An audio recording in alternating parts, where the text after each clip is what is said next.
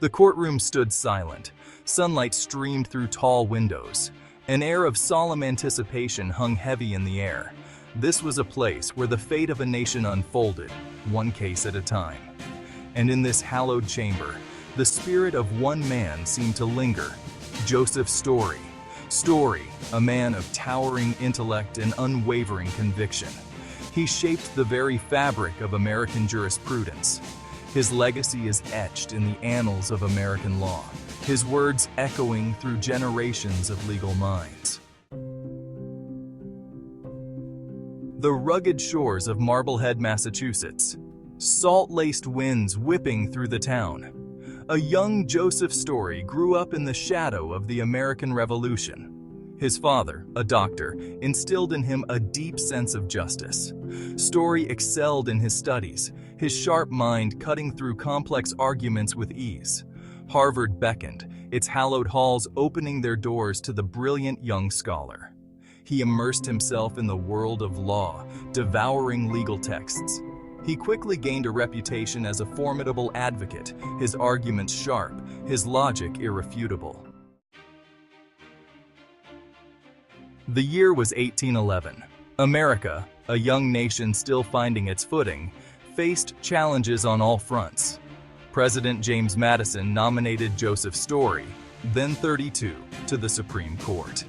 Despite his youth, Story had established himself as one of the most brilliant legal minds in the nation. On February 3, 1812, Joseph Story took his seat on the Supreme Court bench. He joined a court tasked with interpreting the Constitution in a rapidly changing world. The Supreme Court chamber buzzed with anticipation. The case before the justices, Martin versus Hunter's Lessee, was a powder keg. At the center of it all stood Joseph Story, his pen a sword. Story's opinion in the case firmly established the supremacy of the federal judiciary. He argued that the Supreme Court had the power to review and overturn state court decisions that conflicted with the Constitution. His words shaped the balance of power between the federal government and the states. And then there was the Amistad, a Spanish slave ship, seized by the very men it sought to enslave.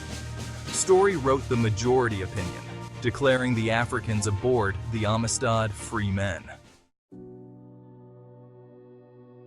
The halls of Harvard Law School buzzed with intellectual energy. Joseph Story, the Supreme Court Justice, was also Professor Story. He believed that the law was a living, breathing entity that evolved with the needs of society. His lectures were legendary, his passion for the law contagious. He challenged his students to think critically, to question assumptions, to always strive for justice. He was a prolific writer, his pen churning out countless legal treatises. His Commentaries on the Constitution of the United States remains a seminal text on constitutional law. He was a tireless advocate for legal education, believing that an informed citizenry was essential to a healthy democracy.